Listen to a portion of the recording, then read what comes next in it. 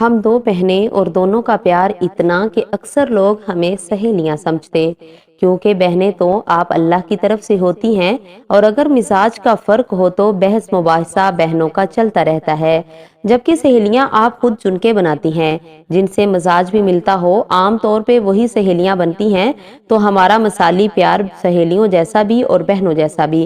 میں اکثر کہتی کہ سمرین میری اکلوتی بہن اور میں اس کی اکلوتی بہن، تو اس لیے ہمارا پیار بہت الگ اور بہت پیارا ہے۔ جب میں نے ہوش سنبھالا تو سمرین کے ہاتھ اتنے چھوٹے تھے کہ مسالہ کوٹنے والا ڈنڈا وہ صحیح سے پکڑ نہیں پاتی تھی، لیکن وہ ہر روز کھانے کے ساتھ پودینہ اور انار دانہ کی چٹنی بنایا کرتی جو کہ سب کو بہت پسند آتی۔ سمرین بہت گوری چٹی، خوبصورت اور گھریلو کاموں کی شوقین تھی۔ مجھے آج تک ایک ایک بات یاد ہے کہ کس کس طرح سے اس نے محنتیں کی۔ ہمارے گھر بکریاں ہوتی تھی، یہ مجھے شروع سے بکری، بلی، کتا، چڑیا، خرگوش، ہر قسم کے جانور بہت پسند، جبکہ اماں کو 100 اعتراض کہ وہ گھر کو سنبھالے یا بکریوں کو۔ بکری کوئی 3 ماہ ہمارے ساتھ رہی۔ روٹین اس کی یہ تھی کہ وہ صبح سویرے اماں مرغیوں کے ساتھ بکری کو بھی باہر بیچ دیتی، شام کو مرغیوں کے ساتھ ہی بکری بھی واپس آ جاتی۔ ہماری کالونی بہت کشادہ اور ڈھیر ساری کھلی جگہ جہاں بکری اور مرغیاں چرتی چگتی رہتی۔ ایک دن کیا ہوا کہ شام کے وقت مرغیاں تو آ گئی لیکن بکری نہ آئی۔ اماں نے بھی ڈھونڈنے کے لیے زیادہ تردد نہیں کیا، حالانکہ کچھ دنوں تک اس نے بچے بھی پیدا کرنے تھے۔ تقریباً 6 مہینے کے بعد ایک دن دوپہر کے ٹائم ہماری بکری، جس کا نام میں نے لاجونتی رکھا تھا، 4 عدد بچوں سمیت گھر واپس آ گئی۔ اس کو ہمارے گھر کے قریب ریلوے اسٹیشن پہ رہنے والے لوگوں نے پکڑ کے اپنے پاس رکھ لیا تھا۔ جب بکری کو موقع ملا تو وہ بچوں سمیت سیدھی اپنے ٹھکانے پہ آ گئی۔ یہ ایسا زبردست اتفاق تھا کہ اس کے بعد جب تک اماں صحت مند رہی، بکریاں گھر میں رہیں۔ سمرین جب کچھ بڑی ہوئی تو اس نے بکری کا دودھ ایک ٹائم کا اور کچھ انڈے روزانہ کے بیچنے شروع کر دیے۔ اماں اس کو کئی دفعہ منع کر دی کہ کتنے پیسے مل جائیں گے، جتنے ملیں گے وہ میرے سے لے لو، تو سمرین نے کہنا کہ ٹھیک ہے آپ بھی دے دیں، میں سارے پیسے جمع کر کے بستر کی چادریں خرید لوں گی۔ سمرین حقیقت میں تنکا تنکا جوڑ کے آشیانہ بنانے والی لڑکی تھی۔ اس کو گھر بنانے، سنوارنے، سجانے کا اتنا شوق تھا کہ میٹرک میں آ کے اس نے اس بات پر پڑھائی چھوڑ دی کہ اماں کی صحت خراب رہتی ہے اور ہمارے گھر مہمان بہت آتے تو گھر کو دیکھنے کے لیے اس نے پڑھائی کو خیر بات کہہ دیا۔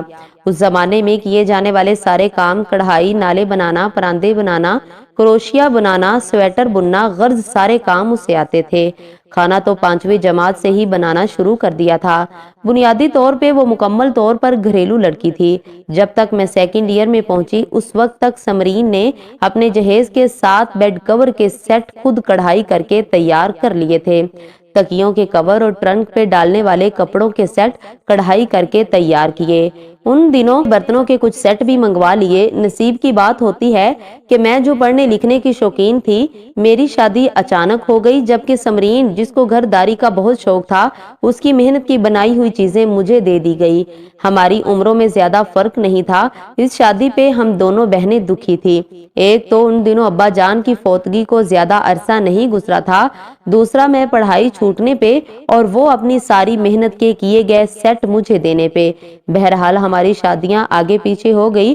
اس کا گھر بنانے سجانے والا شوق اب پہلے سے بھی زیادہ بڑھ چکا تھا۔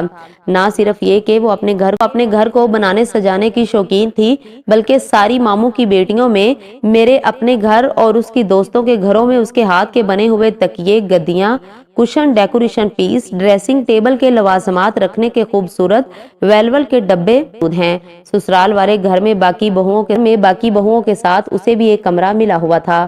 کئی مرتبہ گھر میں کسی بات پر اس کے سسرال والے اسے کہہ دیتے کہ نکل جاؤ ہمارے گھر سے۔ اسے بار بار یہ احساس دلایا گیا کہ یہ گھر تمہارا نہیں، جبکہ ہر لڑکی کی طرح وہ اپنا گھر چاہتی تھی، اس کو بنانا سجانا سنوارنا چاہتی تھی۔ آخرکار شادی کے 4 سال بعد اس نے اماں سے کہا کہ اماں میرے پاس کچھ پیسے جمع ہیں، کچھ زیور بیچ کے میں اپنا چھوٹا سا گھر خریدنا چاہتی ہوں۔ یوں اس نے بڑی محنت اور کڑے وقت کا سامنا تو کیا، لیکن ایک چھوٹا سا گھر خرید لیا۔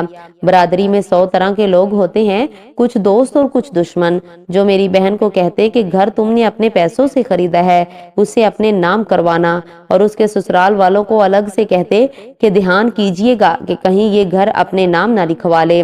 لیکن بہرحال گھر کے نام لگا۔ ابھی وہ اپنے اس گھر میں شفٹ نہیں ہوئے تھے جب اللہ تعالیٰ نے ان کا ہاتھ پکڑا اور انہوں نے نسبتاً اچھی جگہ پہ زیادہ بڑا ایک اور گھر بنوا لیا اور اس میں شفٹ ہو گئے۔ تب سمرین کا کوئی نے اپنے یتیم بھتیجے کے نام کر دیا۔ یتیم بھتیجے کے نام گھر کروانا بہت اچھی بات ہے، لیکن غلطی ان سے یہ ہوئی کہ انہوں نے اپنی بیوی کو اعتماد میں نہیں لیا اور نہ ہی اسے کچھ بتایا، بلکہ کئی مرتبہ لڑائی جھگڑے میں اسے گھر سے نکل جانے کا کہا جاتا۔ اس بات کے غم کو باجی نے دل سے لگا لیا کہ میرا کوئی گھر نہیں۔ ایسے ہی ایک دن اس کا بلڈ پریشر بہت ہائی ہو گیا اور کچھ وقت کے لیے وہ ہوش سے عاری ہو گئی، تو اس کے بعد جیسے یہی ان کے دماغ میں پھنس گئی۔ اس کے بعد انہیں بار بار ڈپریشن کے حملے ہوتے رہے اور ہر مرتبہ بلڈ پریشر ان کے دماغ کو نقصان پہنچاتا رہا، اور ان کے شوہر بجائے ان کا علاج کروانے کے یہ سمجھتے رہے کہ شاید یہ جان بوجھ کے اور ڈونگ رچا کے بیمار ہونے کا ڈرامہ کر رہی ہے۔ میں ان دنوں سرگودا سے راولپنڈی بچوں کے پاس آئی ہوئی تھی۔